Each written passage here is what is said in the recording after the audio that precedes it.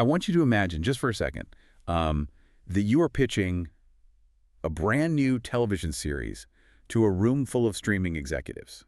Okay, I'm picturing it. The big mahogany table, the tense silence. Exactly. You're at the head of this massive table, and you tell them, look, I have a story that absolutely has it all. Right. You say it kicks off with this terrifying ghost story on a freezing castle wall in the dead of night. Oh, solid hook. Right. And then you say it features a stealthy, politically motivated murder. It's got a protagonist who, well, he might be faking a severe mental breakdown, or he might actually be losing his mind. You keep the audience guessing. Ah, I love that. Unreliable narrator vibes. Totally. And then you throw in a tragic suicide. There are literal pirates. Wait, pirates? Yes, actual pirates. And there's this deeply tense psychological trap set using a play within a play to catch a killer. A total honeypot. Yeah, a honeypot. And it all culminates in this massive blood-soaked finale where, like, almost no one makes it out alive. Wow. I mean, it sounds exactly like the kind of modern, high-budget psychological thriller that HBO would put on Sunday nights. Right. They would greenlight that in a second. Right. But here's the thing. This story is over 400 years old. Yeah, it really is the ultimate blueprint for the modern psychological thriller. And of course, the pitch you're describing is William Shakespeare's Hamlet. The one and only.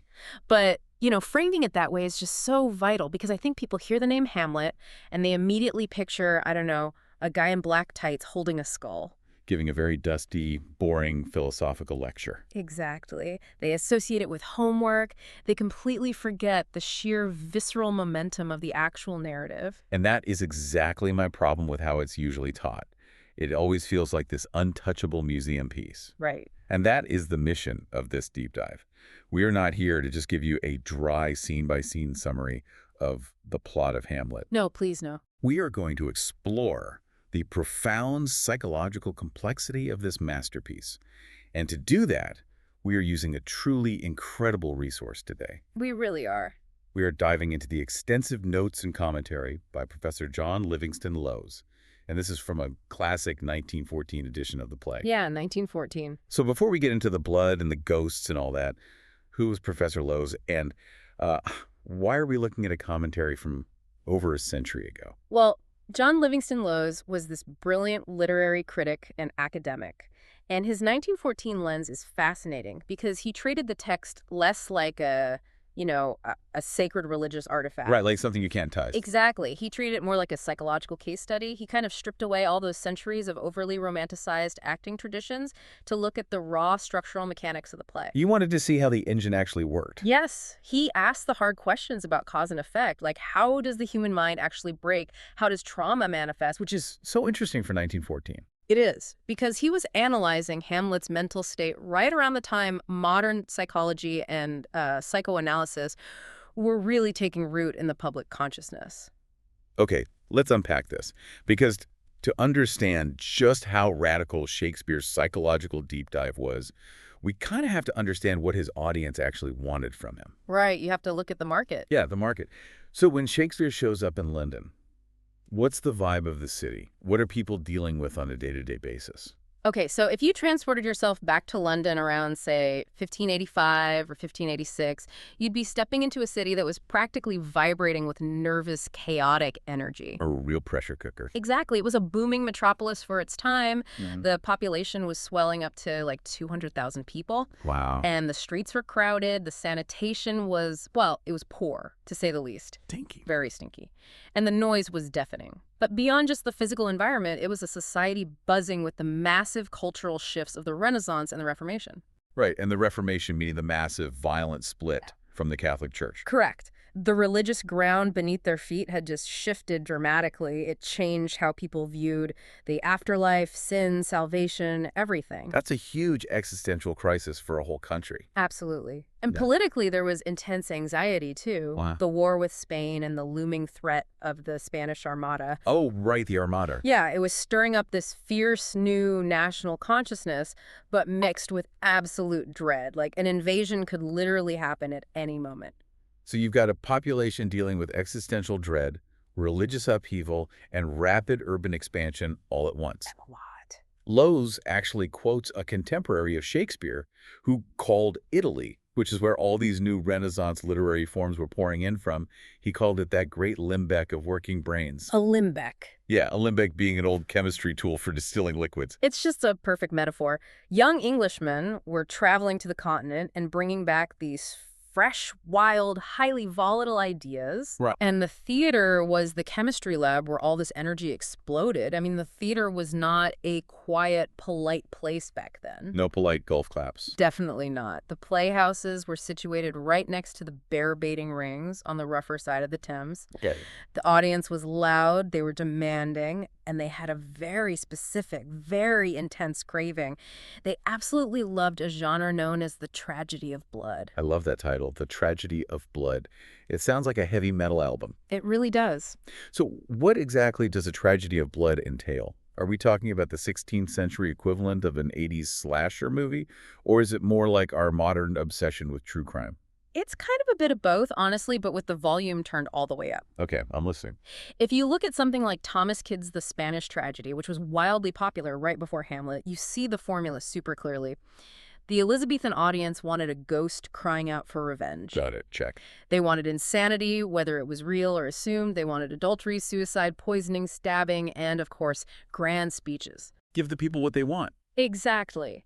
They wanted sheer melodrama and maximum carnage. Blood, guts, and ghosts. And the crazy thing is, Shakespeare didn't even invent the plot of Hamlet to fit this mold, did he? Like, he adapted it from something much older. He did, yeah. The origins of the Hamlet story trace all the way back to the beginning of the 13th century. The 1200s. Right.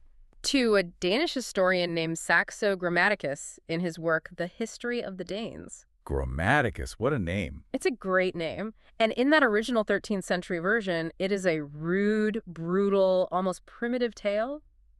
The basic architectural pillars are there, though. Like what? Well, the fratricide, a brother killing a brother, the hasty marriage between the murderer and the mother, the prince faking madness to protect himself. Okay, so the bones are the same? The bones are there, the prince being sent to England with a letter meant to kill him, and even the prince killing an eavesdropper. Oh, wait, I read in the notes that in the original 13th century story, the eavesdropper isn't hiding behind a fancy velvet curtain like in Shakespeare's play. No velvet curtains in the 1200s. Right, he's hiding under a pile of straw and rushes on the floor. Yes. The eavesdropper hides under the floor, rushes, and the young prince jumps on the pile, stabs him, chops his body into pieces. Oh my God. Boils them, and feeds them to the pigs. Wait, seriously. Boiled and fed to pigs. It is incredibly savage. There was no ghost in that 13th century version, and the revenge was purely physical and bloody. Okay, so Shakespeare takes this old, brutal, pig-feeding Scandinavian myth, right? And he takes the structure of the Elizabethan tragedy of blood that the London crowds are just eating up. Right. But what he does next is the whole reason we are still talking about this play today. Exactly. He uses those bloody expectations as a Trojan horse. He gives the audience the ghost, he gives them the stabbings, he gives them the poison. All the hits. All the hits. But he completely shifts the battlefield. He moves the primary conflict from the physical world into the hero's mind. And that internal shift changes the entire mechanics of the tragedy. Professor Lowes points out in his structural analysis that the play begins in a state of unstable equilibrium. Unstable equilibrium, like what? Think of a boulder balanced perfectly on the edge of a cliff. Okay. The actual contest, the revenge plot, has not yet begun when the curtain rises. The real movement of the tragedy, what Lowes calls the exciting force, is initiated by the disclosure of the ghost. The push. Yes. The ghost is the push that shatters this precarious balance and sends the boulder tumbling down. And this feels like a massive detail that changes how we view the entire story. Yeah. Hamlet is not a blank slate when that boulder starts rolling. Not at all. He doesn't just wake up having a great day only to have a ghost ruin it. According to the source text, he is already deeply, profoundly traumatized before he ever sees a spirit. Yes, the trauma is already there. In his very first soliloquy, his mind is not consumed by the idea of murder because he doesn't know a murder even happened yet. He is entirely consumed by his mother's hasty marriage to his uncle, King Claudius. It is a profound state of pre-existing melancholy. In that first soliloquy, he famously says, "Oh, that this too solid flesh would melt. thaw and resolve itself into a dew. He's literally wishing he could just disappear. He is explicitly contemplating suicide, and Lowes's notes emphasize just how tightly compressed this timeline is. The compression of time is the engine of Hamlet's agony here. How compressed are we talking? Well, his father, the valiant King Hamlet, has been dead for less than 2 months. 2 months. Less than 2. And within a month of the funeral, before the shoes she wore to follow his coffin were even worn out, his mother, Gertrude, married Claudius. And he doesn't just view it as a quick rebound, right? To the ethics of the time, and certainly to Hamlet, it is an incestuous marriage. Claudius is his father's brother. Yes, under 16th century religious laws, marrying your deceased husband's brother was widely considered incestuous and deeply taboo. Really? Oh, yeah. It was a violation of the natural order. Looking at Lowes' notes here on that first soliloquy, Hamlet compares his dad and his uncle by saying it's like comparing Hyperion to a satyr. Yes. Now, I know what a satyr is, the half-man, half-goat creature from Greek mythology, but what is the actual weight of that comparison to an Elizabethan audience? It is the starkest contrast imaginable. Hyperion was the Titan god of heavenly light, associated with the sun, majesty, and divine physical perfection. So his dad is literally a sun god. In his eyes, yes. And a satyr was a creature driven entirely by base, animalistic lust, drunkenness, and physical deformity. So his uncle is a gross goat man. Exactly. Hamlet is saying his father was a god of light, and his uncle is a filthy, lustful beast. He says a literal beast that wants discourse of reason. An animal without the capacity for rational thought would have mourned longer than his mother did. So his entire reality has already collapsed before the ghost even shows up. He is shattered by the realization that the love between his parents, which he thought was this absolute, beautiful, foundational truth of his life, was apparently so shallow that it could be replaced in weeks. Exactly. We have a protagonist who is already experiencing a total crisis of faith. In his family, in women, in humanity, and in the very nature of love. He's spiraling. Spiraling. In the medical terms of the time, he is suffering from severe melancholy. And we need to understand that in the 16th century, melancholy wasn't just a synonym for being sad. Right. It was a medical diagnosis. Yes. The medical science of the time was based on the 4 humors: blood, yellow bile, black bile, and phlegm. Melancholy was believed to be a dangerous physical excess of black bile. Black bile, yuck. It toxified the body. It was thought to cause severe depression, lethargy, and crucially, it made the brain highly susceptible to hallucinations and demonic manipulation. That is wild. So it wasn't just an emotion, it was a literal chemical imbalance that made you a target for the devil. That was the accepted science, yes. And it is right into this fragile, toxic, deeply vulnerable psychological landscape that the ghost appears. And what an appearance it is. It's terrifying. It isn't just a spooky, transparent bedsheet. It is described as a dead corpse, again in complete steel. Why is the ghost wearing full battle armor? What does that signal? The armor is a brilliant detail by Shakespeare. It signals unresolved conflict. It signals that the state of Denmark is under threat. He's ready for war. Exactly. The ghost is revisiting the glimpses of the moon, making night hideous, and it shakes the guard's human disposition with thoughts beyond the reaches of our souls. It is a terrifying militaristic presence. When Hamlet finally confronts it, his reaction is incredibly telling. He doesn't just run up and hug it, accepting it as his father's soul. No, not at all. He addresses it as a questionable shape. What does he mean by that? He literally questions if it's his dad. That phrase, questionable shape, is vital. Hamlet says, "Be thou a spirit of health or goblin damned, bring with thee airs from heaven or blasts from hell, be thy intense wicked or charitable." He has no idea what he's looking at. He is agonizing over the true nature of this apparition. The theology of the time was deeply divided on ghosts. Really? How so? Well, were they souls trapped in purgatory allowed to return to ask for prayers?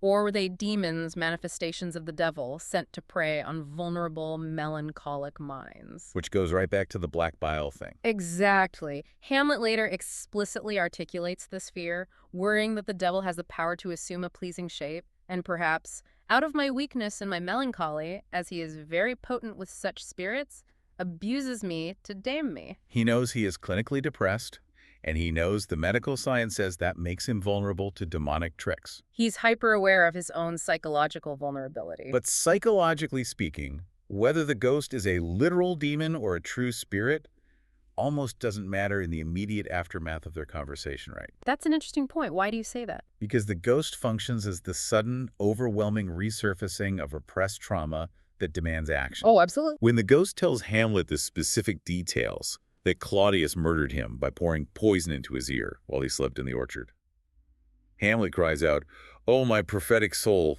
Oh, my prophetic soul. It confirms the deepest, darkest suspicion that was already poisoning his subconscious. I try to imagine this in a modern context. Okay, let's hear it. Think about a time you might have been dealing with an incredibly toxic family dynamic. You know something is deeply wrong. You feel it in your bones. It's making you depressed. It's alienating you from your family. But you just don't have the proof. Right, you feel crazy. Exactly. Everyone calls you crazy or tells you to get over it. And then suddenly you find a dark family secret that explicitly validates everything. The smoking gun. Yes. Someone hands you a diary or like a hidden email chain, and everything you dreaded is confirmed to be 100% true. It is the ultimate psychological trigger. Wow, yeah. It vindicates your paranoia, but instead of setting you free, the vindication actually shatters your reality completely. That is an excellent analogy.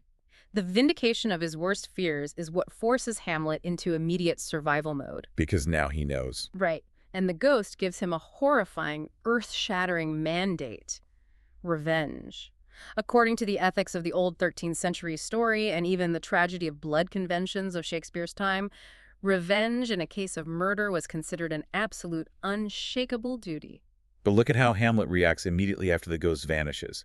Does he draw his sword, storm the castle, and chop Claudius into pieces like the old Scandinavian prince did? No, he doesn't do that at all. No, he adopts a highly unusual, incredibly complex coping mechanism. He decides to fake being crazy. The famous antic disposition. Yes. He swears his friends, Horatio and Marcellus, to secrecy. He tells them that no matter how strange or odd he acts in the future, because he, perchance, will think it meet, to put an antic disposition on, they must not reveal that they know what's going on. To put an antic disposition on, the word antic in the 1500s often referred to something bizarre, grotesque, or incongruous, like a grinning gargoyle on a cathedral. So he's intentionally making himself grotesque. He is putting on a calculated, grotesque mask. The tactical logic is sound, really. Koso. He uses this disguise to buy time, to hide his true intentions, and to observe King Claudius without raising suspicion. If everyone thinks the prince has just lost his mind from grief, they won't suspect he is actually a lucid, highly motivated assassin plotting a coup. Okay, so it's a tactical mask.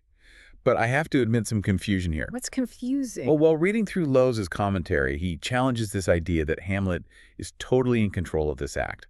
Because right after the ghost leaves, Hamlet is frantic. He is very erratic, yes. He takes out his tables, his little notebook, and starts furiously writing down that his uncle is a smiling damned villain. Right. And when his friends find him, Horatio literally says, "These are but wild and whirling words, my lord." Right. Hamlet is calling the ghost True Penny and Old Mole as he hears it moving into the ground.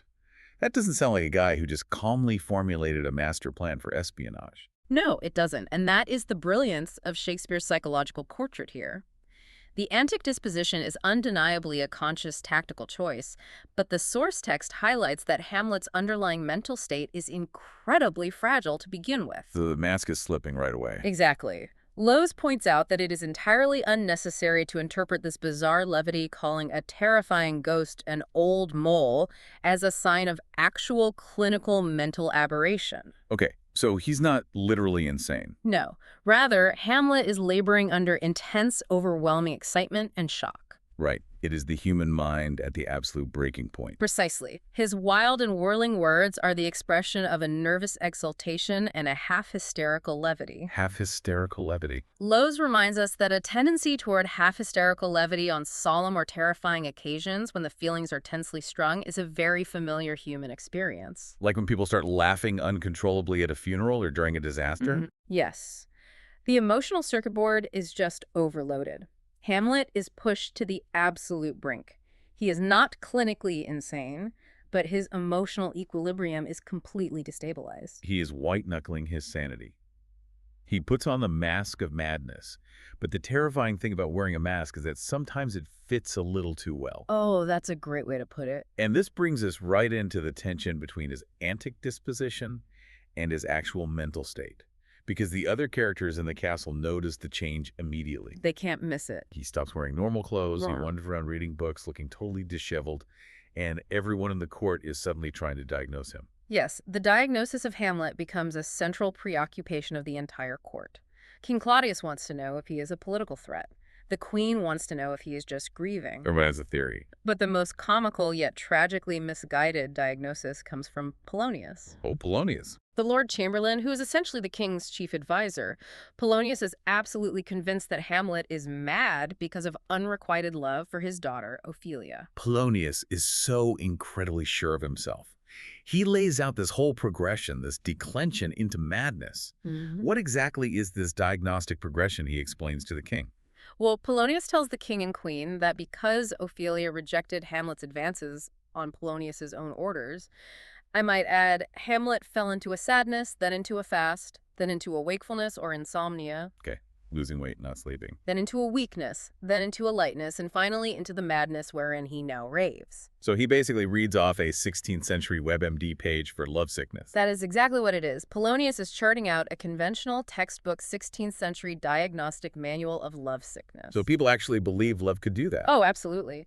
The medical belief was that intense, thwarted romantic passion would literally dry up the body's moisture. It would cause you to lose your appetite, the fast, which caused physical weakness, which led to insomnia, the wakefulness, which unbalanced the brain, the lightness, resulting in total raving madness. Right. Polonius even points to his own head and shoulder and says, "Take this from this, if this be otherwise." He is literally betting his head on his theory. He thinks he's a genius. Okay. In the notes, it says Polonius believes he can find the carp of truth using his assays of bias. What are assays of bias? It is a metaphor from the game of lawn bowling, actually. Lawn bowling. Yeah. An assay of bias means taking a circuitous route, an oblique, curving attempt to hit the target. Polonius loves spying. He loves convoluted plans. Right. But his diagnosis is utterly superficial. He sees the symptoms, the disheveled clothes, the erratic behavior, and fits them into a neat, romantic box that he understands. But if we look at how Hamlet actually treats Ophelia, the lovesick diagnosis falls apart completely. It really does. And this is where I really have to push back on the idea that Hamlet's just acting, that he's purely in control. Let's hear it. If this is entirely a calculated act of espionage to fool the king, why is he so unbelievably, terrifyingly cruel to Ophelia? It's hard to watch. When they have their famous confrontation, the nunnery scene, he doesn't just act a little weird to trick the spies hiding behind the tapestry. He verbally annihilates her. He does. He tells her, "Get thee to a nunnery. Why wouldst thou be a breeder of sinners?" He says, "We are errant knaves all, but love none of us." He is brutally tearing down the woman he supposedly loves. The cruelty in that scene is staggering. But to understand it, we have to look at the sequence of emotional betrayals Hamlet has suffered. Right, going back to his mom. Exactly. Professor Lowes' commentary argues that we must interpret his behavior toward Ophelia in the direct light of what he has learned about his mother. Gertrude's betrayal has caused a massive psychological infection. It's spread. Hamlet's shattered faith in his mother has destroyed his faith in all women. When he looks at Ophelia, he no longer sees the innocent girl he loved. He sees the biological and psychological potential for the exact same betrayal that Gertrude committed. He sees the frailty of human nature. He said it in his very first soliloquy. "Frailty, thy name is woman."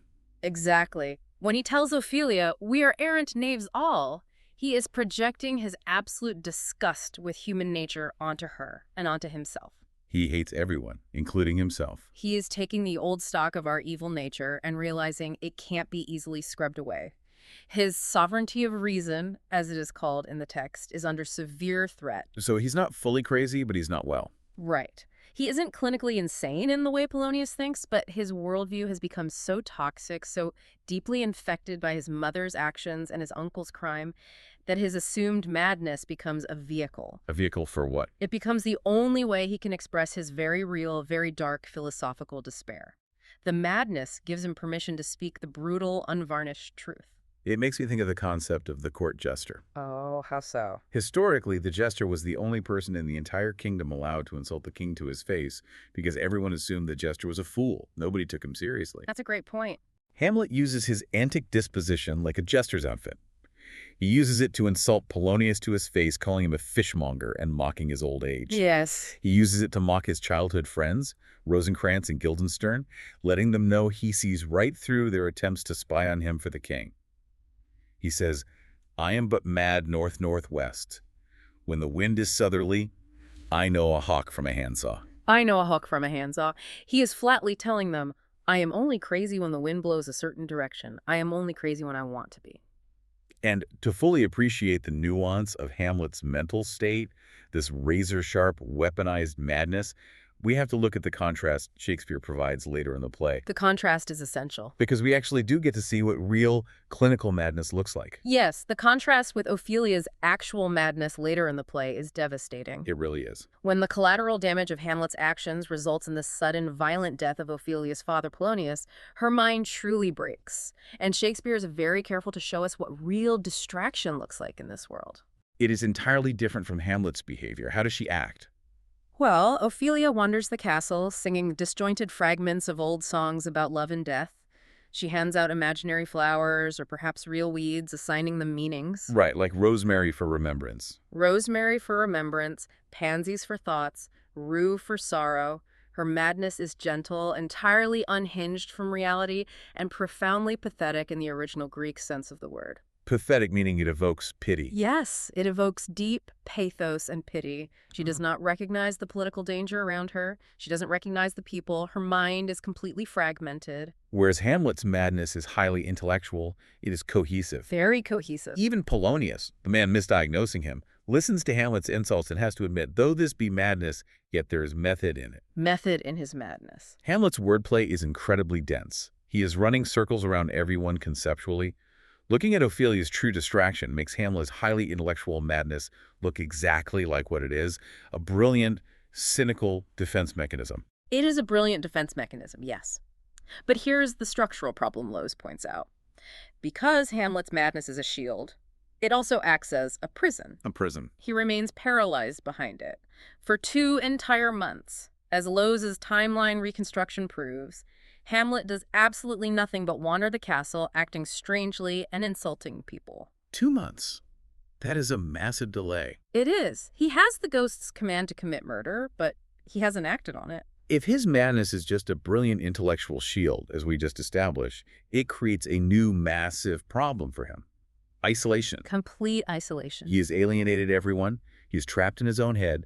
So how does a guy trapped in his own mind prove to himself that his uncle is a murderer without tipping his hand? That's the challenge. He has to trick Claudius into revealing it himself.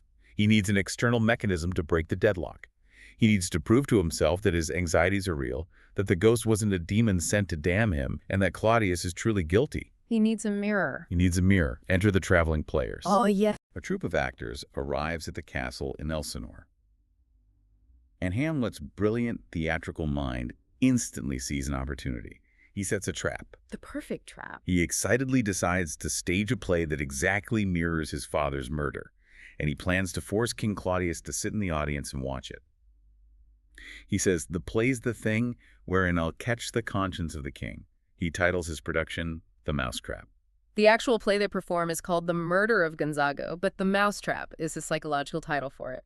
What is so fascinating about this section of the play is how Shakespeare uses this moment to provide a meta-commentary on the purpose of theater itself. Right, breaking the fourth wall a bit. Exactly. Before the play begins, Hamlet pulls the actors aside and gives them extensive advice. He tells them not to overact, not to tear a passion to tatters, but to hold, as 'twere, the mirror up to nature, to show virtue her own feature, scorn her own image, and the very age and body of the time, his form and pressure. It is amazing. He is literally giving acting notes. He is. Shakespeare is basically pausing his own play to give his personal philosophy of drama to the audience. He is. But within the narrative, Shakespeare is telling the audience exactly what he is doing to them and what Hamlet is doing to Claudius. Using fiction to find truth. Yes. Fiction and art are often the only ways to bypass human defenses and expose the raw truth. Direct confrontation would allow Claudius to deny the murder, to argue, to marshal his political defenses. He can just lie his way out of it. Exactly. But art disarms you. You sit back, you watch a fiction, and your psychological guard drops. And when that fiction begins to mirror your own hidden reality, the impact is devastating. It makes me think of a modern cybersecurity concept. A honeypot. Oh, a honeypot. I like that. Yeah, in cybersecurity, a honeypot is a trap set to detect, deflect, or counteract attempts at unauthorized use of information systems. You create a fake vulnerability that looks totally innocent and irresistible to catch a hacker in the act. That's a great comparison. Hamlet is essentially setting a psychological honeypot for Claudius. The play looks like innocent entertainment, but it is rigged to catch his guilt. That is a perfect modern equivalent, and the mechanics of the scene are orchestrated brilliantly to maximize that psychological pressure. Lowes' commentary points out a crucial historical detail about the way this play within a play is staged. Okay, what is it? Before the actors speak any lines, there is a dumb show. A dumb show. Like a silent mime. Yes, a silent pantomime of the entire plot before the dialogue begins. It was an older theatrical convention. An actor dressed as a king lies down, another actor comes in, takes his crown, kisses it, pours poison in his ear, and leaves. Wait, so they mime the exact murder right in front of Claudius before the play even starts? I do. Why doesn't Claudius freak out right then? Why does he sit through the rest of the play? This is heavily debated among scholars, actually. Some stage directors have Claudius looking away, perhaps talking to Gertrude during the dumb show, missing the mime entirely. Okay, that makes sense. But Professor Lowes argues, and I think it is far more psychologically compelling, that Claudius does see it. He sees it and does nothing. Yes, because Claudius is a hardened, seasoned politician. He has the iron strength of will to carry him through that initial shock without flinching. He refuses to give himself away at the very first provocation. Oh, wow. So he is white-knuckling it, just like Hamlet is white-knuckling his sanity. Exactly. The two of them are just staring at each other, engaging in this intense, silent battle of wills. Precisely. It is not the initial shock that breaks Claudius, it is the repetition of the act. Hamlet describes the play as mitching maleko, which roughly translates to sneaking or lurking mischief. Sneaky mischief. It is the creeping, unavoidable psychological pressure. First, Claudius sees the silent recreation. He survives that. Then the actors come out and start speaking the lines. Turn of the screws. Yes. They debate marriage and loyalty. The player queen insists she would never remarry if her husband died. Gertrude even comments on it, famously saying, "The lady doth protest too much, methinks." The tension is agonizingly drawn out. It is exactly like a modern police interrogation. Oh, totally. Think of those psychological thriller tropes where the detectives don't just walk into the room and ask the killer if they did it. No, they build it up. They put the killer in a small room. First, they slowly lay out photographs of the crime scene on the table. The suspect stares at them and stays quiet. Then the detective plays an audio recording of the victim. The suspect starts sweating. Right. Then they bring in the murder weapon and set it down. The suspect is forced to watch a recreation of their crime over and over from different angles until the cognitive dissonance shatters, their guilt physically manifests, and they break. That is exactly what Hamlet is doing. He is turning the screws. And the trap works flawlessly. It does. When the actor playing the murderer, Lucianus, finally pours the poison into the sleeping king's ear, Claudius cannot take the pressure anymore. He snaps. His iron will snaps. He leaps to his feet, cries out, "Give me some light," and flees the room in an absolute panic. The play is a triumph.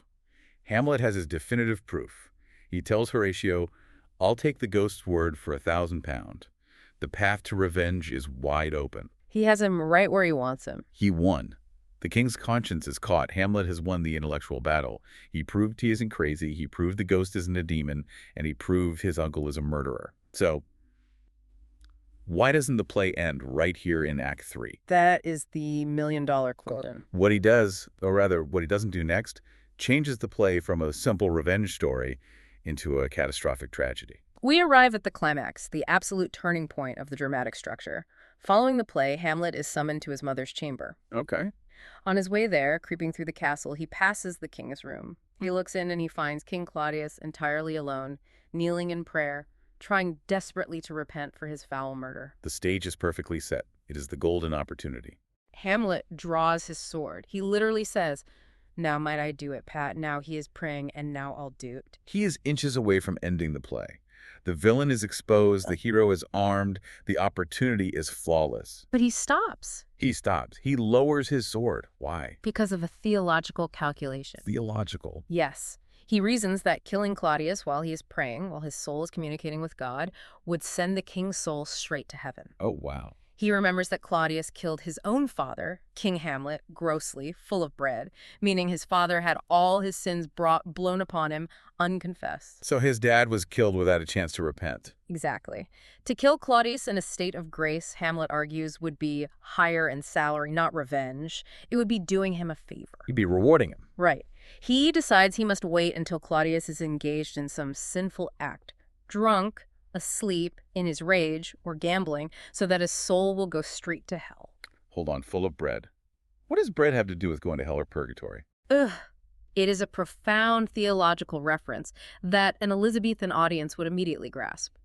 To die full of bread refers to dying in a state of worldly satisfaction, specifically gluttony, or without having fasted and confessed one's sins. Got it. Like dying with a full stomach and an unconfessed soul. Exactly. In the Catholic tradition, which heavily informed the play's ghost lore, if you died suddenly without receiving the last rites and confessing, your soul went to purgatory to burn away its sins before it could enter heaven. Which is where the ghost is. Yes, it was an agonizing concept. It was also a massive cultural debate in Shakespeare's England, as the Protestant Reformation had recently outlawed the belief in purgatory. Right, the Reformation again? Hamlet is agonizing over the exact destination of his father's soul, and he wants to ensure Claudius suffers the exact same, or worse, eternal torment. Okay, here's where it gets really interesting. This moment is the crux of the entire Hamlet mystery. We have to debate this delay. Let's do it. Is Hamlet a noble, tragic hero bound by deep, valid moral and theological considerations? Is he truly concerned about the cosmic scales of justice and the destination of the soul? Or is he a toxic procrastinator, making up brilliant, highly intellectual excuses because he is fundamentally terrified to pull the trigger? This is the question that has fascinated critics for 4 centuries.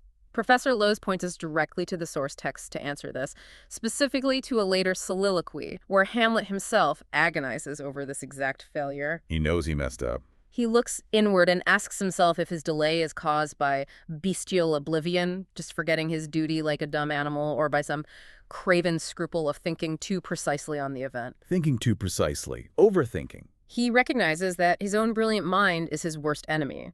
He famously says the native hue of resolution is sicklied o'er with the pale cast of thought. The pale cast of thought. Thought itself is treated like a disease that infects action. That's a great way to describe it. I think every single person listening to this right now can relate to that feeling. Oh, absolutely. Think about a time you've had to make a massive, life-altering decision.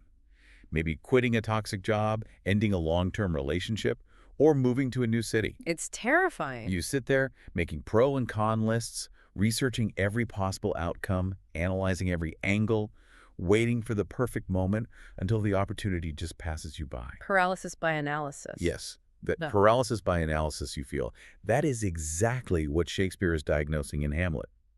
Lowes asks in his notes, is it so much a reason as an excuse? And I lean heavily toward excuse. Whenever Hamlet has a moment to think, he paralyzes himself. And we cannot ignore the catastrophic consequences of this specific paralysis. The collateral damage. Exactly. By choosing not to kill the king in that room, the falling action of the tragedy begins, and the king becomes the aggressor. Right, the boulder is falling. Because Hamlet delays, he goes to his mother's room in a state of heightened, frustrated, unresolved emotional tension. During that confrontation, he hears a noise behind the tapestry. In a sudden, unthinking, impulsive flash of action, because he hasn't given himself time to philosophize, he stabs his sword through the curtain. Thinking it's the king. He literally says, is it the king? But it isn't. It's Polonius, who is hiding there to spy on them. This one act of collateral damage weaves a net of absolute doom over the rest of the play. The causality of this error is inescapable. Because he impulsively kills Polonius, Ophelia is driven into the true, devastating madness we discussed earlier. Which leads to her death. Yes, which leads directly to her tragic death by drowning.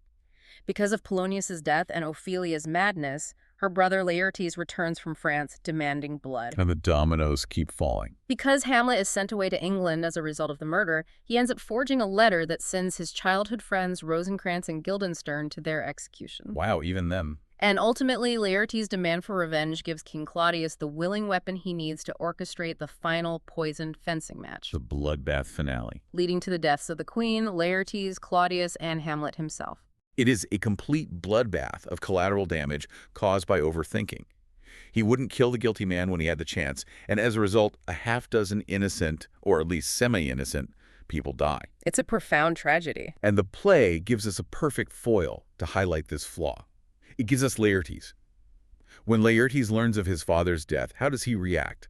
Does he put on an antic disposition? No. Does he stage a play to catch the killer? No. Does he deliver 5 agonizing soliloquies about the nature of existence? No. He absolutely does not. Laertes raises a mob, storms the castle, breaks down the doors, and confronts the king face to face. He just goes for it. When Claudius asks him what he wants, Laertes explicitly says he would cut Hamlet's throat in the church.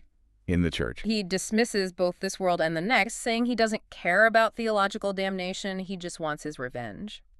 Laertes' swift, thoughtless action is the direct antithesis of Hamlet. It highlights just how paralyzing and ultimately destructive Hamlet's over-intellectualization truly is. It is the classic clash. The intellect at war with the demand for action. And honestly, this internal struggle is exactly what separates this story from the cheap melodramas of its era. It's what solidifies its legacy. I agree completely. We've talked about the blood, the poison, the ghosts. Mm-hmm. But what makes this a 400-year-old modern psychological thriller? Well, it comes back to what we discussed at the beginning, how Shakespeare elevated the genre. Right. He took the tragedy of blood and internalized it. He moved the primary conflict from the physical world into the hero's mind. The great heroes of tragedy, whether it is Hamlet or Faust or Oedipus, are exceptional figures, yes, but they serve as battlegrounds for opposing forces that are completely universal. And that is exactly why you should care about a 400-year-old Danish prince. That's exactly. None of us are royalty dealing with literal ghosts and poisoned swords. But we all experience the conflict between reason and emotion. We all know the crushing physical weight of grief. It's a very human experience. We all know the paralyzing fear of making the wrong choice, of standing at a crossroads and overthinking our options until the choice is made for us. We all had moments where our own intellect feels like an enemy, where we talk ourselves out of doing what we know we need to do. And if we connect this to the bigger picture, the final irony of the play is perhaps its most modern element. The final irony. What do you mean? Despite all of Hamlet's brilliant planning, his psychological honeypot of the play within a play, his careful theological calculations in the prayer scene, he never actually executes a grand, preconceived plan for revenge. Wait, really? The whole play is about him planning his revenge, but he doesn't actually pull it off on his own terms. No, he doesn't. The final bloodbath is not his design. It is actually the execution of the king's plot against Hamlet, the poisoned foil and the poisoned cup of wine, which goes disastrously awry when Gertrude drinks the poison and Laertes is cut with his own blade. So it's Claudius's plan that ruins everything. Exactly. Hamlet only achieves his revenge on the spur of the moment, reacting to Laertes' confession when he is already fatally poisoned and has only minutes to live. The universe, or perhaps the chaotic reality of human limitation, takes the control completely out of his hands. It is brilliant. Just absolute devastating brilliance. Okay, to wrap up this deep dive. We started with the ghost appearing as a terrifying manifestation of deeply repressed trauma, shattering Hamlet's precarious mental state. Right. We navigated the murky, blurring lines of his calculated, antic disposition and his very real emotional breakdown. The white-knuckling of his sanity. Yes. We watched him use the brilliant meta-theatrical trap of the play within a play to bypass the king's defenses and expose the truth. The honeypot. The honeypot. And then we watched in horror as his paralyzing overthinking, his toxic procrastination, resulted in a wave of devastating collateral damage that wiped out almost the entire cast. It is a profound journey from the absolute heights of intellectual capability down to the tragic realization of human limitation. And I want to leave you with a final thought to mull over, drawing directly from the text of the final scene. Right before that fateful fencing match, Hamlet publicly apologizes to Laertes for killing his father, Polonius. It's a very famous speech. But the excuse he gives is fascinating. He claims that his madness was to blame for the wrong he did. He says, if Hamlet from himself be ta'en away, and when he's not himself does wrong Laertes, then Hamlet does it not. His madness is poor Hamlet's enemy. It is a beautiful speech, but it raises an incredibly important question regarding accountability. Exactly. If we believe that his madness was mostly a calculated act, the antic disposition, a shield he actively chose to put on to buy himself time and speak his mind, does that make his apology to Laertes the ultimate toxic evasion of responsibility? That's a great question. Is he just using the mask as a convenient excuse to avoid accountability for his own collateral damage? Or does it suggest something darker? Does it suggest that when we wear a mask of madness or a mask of cynical detachment, for too long it actually does become our enemy? Does the mask take control of us, blurring the lines until we can no longer tell the difference between the role we are playing and the truth of who we really are? Think about that the next time you put on a brave face.